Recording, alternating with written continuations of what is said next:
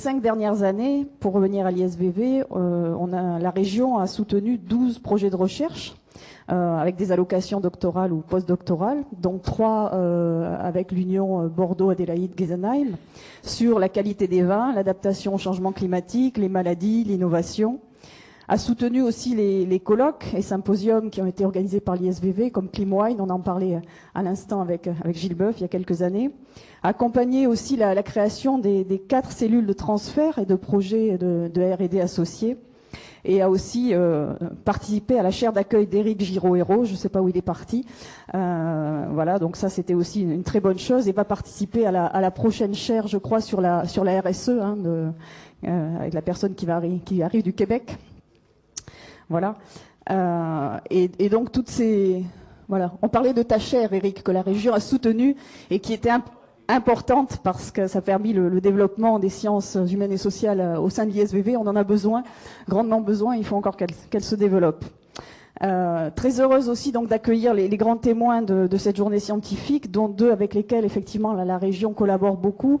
Hervé Le Treut d'abord, qui travaille depuis des années, qui travaille avec la région Aquitaine et avec la Nouvelle-Aquitaine maintenant dans le cadre d'Acclimatera, avec un regroupement de plus de 200 scientifiques, je crois. Et qui a fourni un rapport de l'anticipation du changement climatique en Nouvelle-Aquitaine qui sert un peu de bible, on va dire, à nos politiques publiques. Et d'ailleurs, le président Rousset a prévu le 9 juillet une plénière sur la transition écologique de la région Nouvelle-Aquitaine, tout à fait inspirée de ce rapport. Et puis aussi Gilles Boeuf, évidemment, qu'on a toujours plaisir à entendre, qui est une précieuse collaboration et que je tiens à remercier aussi publiquement puisqu'il a accepté d'être le président du comité d'orientation stratégique de Vitirev. Voilà, puisqu'on a constitué un panel d'experts pour un peu challenger le projet chaque année. Et donc Gilles va piloter ça. Alors je change parce que j'ai pris quelques notes, sinon je vais oublier.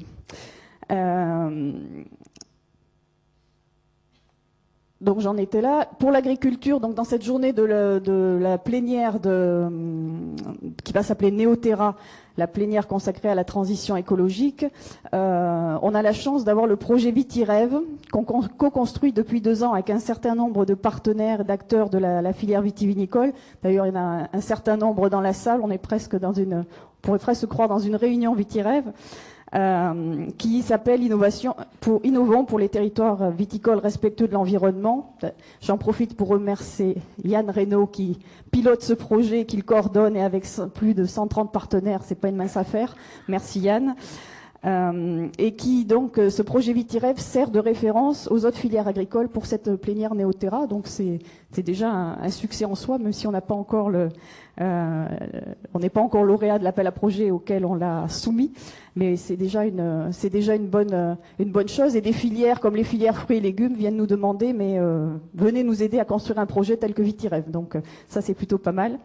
Et dans Vitirev, évidemment, l'ISVV avec toutes ses composantes que vous avez sur le petit panneau là, est évidemment très impliqué dans le projet. Alain Blanchard en est le référent recherche.